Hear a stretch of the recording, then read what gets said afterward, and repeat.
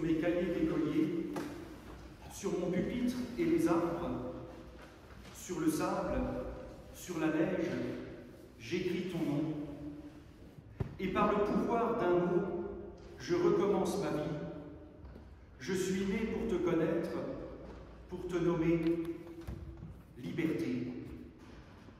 Vous connaissez ce poème de Paul Éluard, et je ne vous apprendrai rien en vous disant que la liberté, et on le voit avec les débats autour du vaccin et du pass sanitaire, mais la chose s'est déjà amplifiée depuis les attentats de 2015. La liberté, donc, est une notion pour laquelle on veut se battre, qu'on veut défendre. La liberté est reconnue comme la valeur suprême. Il est vrai que les libertés acquises par les peuples au cours des siècles sont bien trop précieuses pour pouvoir être piétinées ou perdues. Liberté d'expression, de parole, de la presse, liberté de culte, droits humains. Et même l'apôtre Paul écrit aux chrétiens de Galatie: c'est pour la liberté que le Christ vous a libérés. Mais dans la pensée de l'apôtre Paul et dans la pensée chrétienne en général, la liberté ne se réduit pas à faire ce qu'on veut. Je sais, ce genre de remarque, ça fait vite un peu vieux réac. Et pourtant, l'apôtre Paul nous en touche un mot avec une image qui, il est vrai, ne nous parle plus vraiment en 2021, celle de la circoncision. Dans sa lettre, Paul met ses auditeurs en garde contre un retour en arrière. Pour lui, il ne s'agit pas de remplacer les obligations légales et rituelles du judaïsme par un légalisme et un ritualisme chrétien. Le Christ nous a libérés de toute obligation rituelle, légale, voire religieuse, pour faire de la foi non pas un code de conduite, mais une relation vivante avec un Dieu qui nous relève et nous pousse en avant. Paul n'a rien contre la circoncision, mais il dit à ses auditeurs: si elle a un sens pour vous, faites-le. Mais n'allez pas croire que Dieu vous aimera plus ou mieux à cause de ça. De la même manière, je discutais il y a quelque temps avec un catholique traditionnaliste qui voulait me convaincre que la Bible justifiait la croyance au purgatoire, le culte des saints et la prière pour les morts. Je lui ai dit que rien n'interdisait cela à un protestant, mais l'essentiel de la foi n'est pas là. Et Dieu ne nous aimera pas plus ou mieux pour ça. C'est ce que la Réforme a voulu mettre en avant au XVIe siècle. L'amour gratuit de Dieu.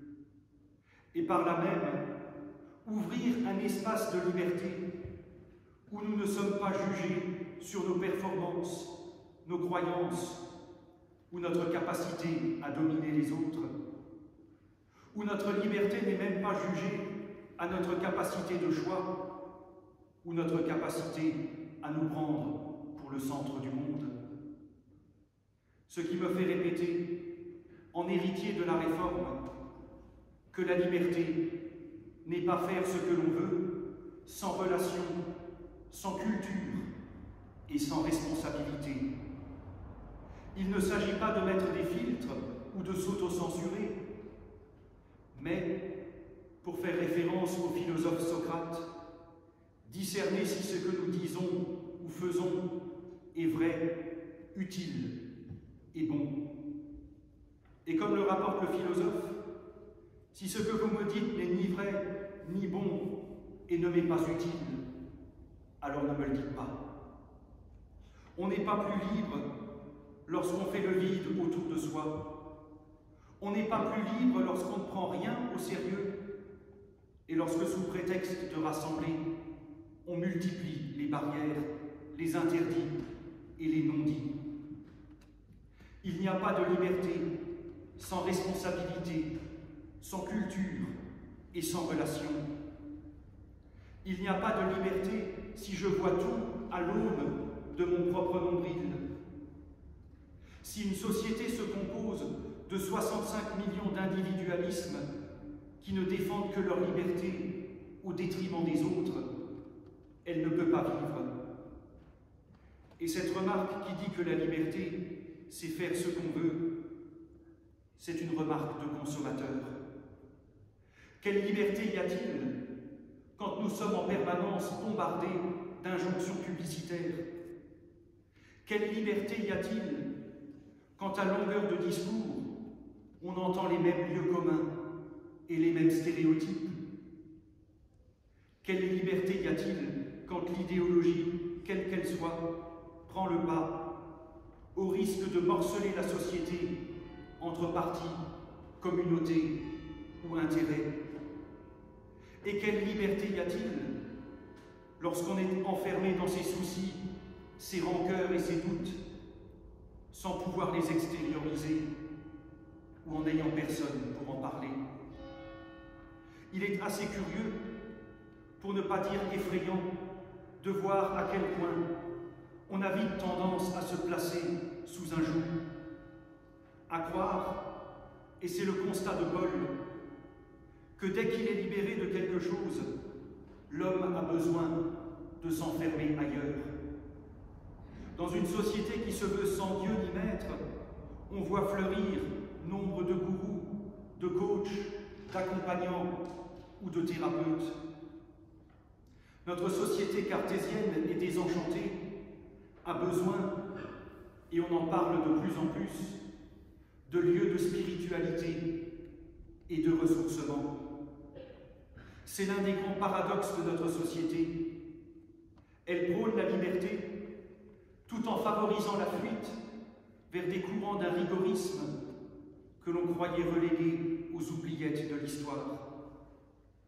Et paradoxalement, notre société sécularisée a besoin de religion, dans la mesure où elle a besoin de rites et d'idées claires, parfois réduites à quelques slogans et à de la philosophie fast-food. Parce que la plus grande souffrance que traversent nos sociétés postmodernes tient dans le manque d'espérance. Et quelle liberté y a-t-il sans perspective d'avenir? En héritier de la Réforme, nous sommes appelés à la confiance, appelés à comprendre que tout ne dépend pas de nos seules forces et que nous pouvons vivre les uns avec les autres, non pas en concurrents, mais en frères et sœurs en humanité. Nous sommes appelés à nous ouvrir à ce Dieu qui a tous les jours pour nous une parole de soutien et de consolation qui nous est adressée personnellement. Des mots qui veulent faire lever en nous joie, paix, courage et confiance à la suite de Dieu, qui dans, avec et à travers Jésus-Christ s'engage personnellement à nos côtés pour nous ouvrir des voies nouvelles. Cette capacité d'ouverture, de renouveau, d'espérance et de changement est la liberté chrétienne pour laquelle le Christ nous a libérés, pour parler comme Paul.